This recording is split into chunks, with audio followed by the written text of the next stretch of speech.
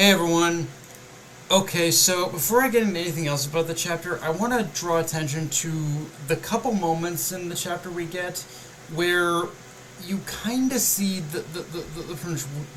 cogs in Luffy's brains starting to kind of turn a bit, and you see Luffy, and with as many times as Emmett is calling Luffy Joy Boy, you kind of start to see Luffy wonder, wait, who the hell is Joy Boy? What, and why does he keep calling me Joy Boy? Like, again, the pretty much cogs in Luffy's head are starting to turn, and you generally start to see him kind of wonder, wait, who's Joy Boy? And this is the point where I think Oda has officially crossed that threshold in setting Luffy on a much different path than Roger, which is to say, I recently watched a One Piece theory video titled "Luffy Won't Laugh When He Reaches Laugh Tail," and in that video, the YouTuber who created the YouTuber in question, I think his name is Joy D Boy, goes on to explain how a lot of what caused Roger and his crew to laugh when they reached the end of their journey was the realization that they were too hasty in finding the One Piece, that the one the world was waiting for had yet to arrive, but now 20 plus years later, the person has arrived in the form of Luffy, someone who has literally inherited the will of Joy Boy through pretty much his devil fruit power. And this is where things get interesting, because the first theory that Joy D Boy has come up with is when Luffy does finally reach the end of the Grand Line, when he comes to learn the truth of that Roger, the same truth that Roger discovered, Luffy's not going to laugh. If anything, he's going to become angry, rageful, resentful at learning just the possibility alone that his entire journey hasn't been of his own choice, that everything has in some way or another been guided by this pretty much red thread of fate, by this red thread of fate and destiny, and that's going to end that red thread of fate and destiny. And in learning that possibility, just kind of learning that possibility in itself, even if none of this is the case, even if everything he did was still of his own volition, just kind of learning this as a possibility on the table is still going to be enough for him to bare his fangs at the world. And this is where I also think Oda is going to smartly lean into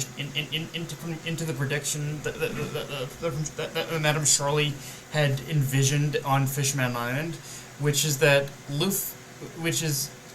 is going to destroy Fishman Island, in the sense where after learning all that he is at Laugh Tale, I think Luffy will see that the only recourse left in order for the world, in order for the world as a whole, in order for him to be truly free, him to feel like he's truly free, is to destroy the Red Line, dividing the world, because that's the only way. Because in a way, destroying the Red Line is the only way everyone will truly be free at that point. Like, it'll be that I'm doing it for my own reasons, but he's still kind of technically going to be fulfilling whatever purpose has been laid out for him in a way. It's again, the theory itself, I'm not gonna lie, it's kind of a sound one, and one that I wouldn't mind coming to pass, frankly, because it's both kind of an acceptance, but also a rejection of that, of just what, of Joy Boy and all that kind of thing. But okay, now on the other side of that coin, with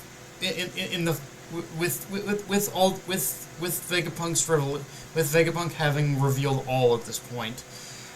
I also like how we see Kobe kind of coming to grips with what he must do as well, and just kind of taking the final steps of his journey in realizing that, much in the same way Garp resolved himself time and again to stop Roger, Kobe, I think, in his own mind, must resolve himself to stop Luffy. Now, I still think Kobe's journey beyond this point is going to lead him down a slightly different path and conclusion than Garp came to, and in some ways, it is going to be both Kobe and and Luffy, who in their own ways and end up pretty much and rejecting the current state of the world as it is. But present circumstances will still force them to come to conflict. And if nothing else, I think Oda really made it clear that we are in the end game with this chapter. He's like, Oda has put so many pieces on the board that, yeah, after this point, it's a straight shot race to find the One Piece now. And we got to talk about that scene where Emmett the robot uses Haki gifted to him by Joy Boy and sent the elders flying back to Marijois. And as was pointed out by Luffy, I think it was likely some kind of advanced form of Conqueror's Haki, which also got Emu shaken in their boots. And I think I think I heard I don't know if it's a theory or if it's actually confirmed, but supposedly it was what happened is the Conqueror's Haki was basically using the five elders transportations like demonic transportation circles against them, and actually use that power in order to kind of in order to reverse their summoning, what summoned them there, kind of thing, which is kind of cool if that is the case. This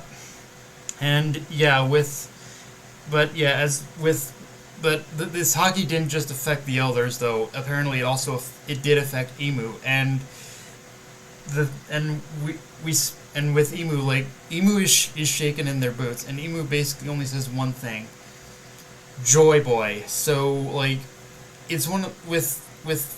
what happened with Joy Boy in this chapter. I think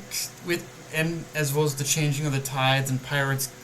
probably going to get even more bolder after this, I can see Emu going on a full warpath beyond this point, just at every turn doing anything and everything in their power to cut down the Straw Hats. It is the government is going to basically try and put a cap on this whole situation and just try and contain it, and just try and contain what they can. But Emu, I think specifically, is going to be laser focused on we need to stop Luffy, we need to stop the Straw Hats. They are going to actively destroy everything. So it's Emu is going to be after Luffy at this point. And more than anything, this chapter revealed I think Emu's afraid of Joy Boy,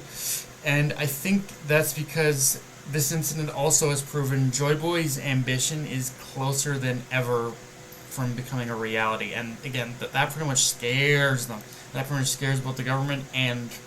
Joy Boy. But with that said, I like how the chapter also actually does give us a glimpse into just what kind of person Joy Boy was in the past, through a look through Emmett's memories. And it's kind of funny because even though there were so many hints and clues towards the idea of him having similar traits to Luffy, after seeing this little glimpse into the past, I'm getting much more of the Roger vibe, of the sense of being very wise, but also very goofy in a way. Then again, I think this could have been probably in Joy Boy's later years, so probably older and less chaotic than he was in his youth. And it is interesting how Emmett was the one overarching force in all this, that he was always there. He helped both the current Joy Boy and Luffy and the one he fought side by side as his comrade. And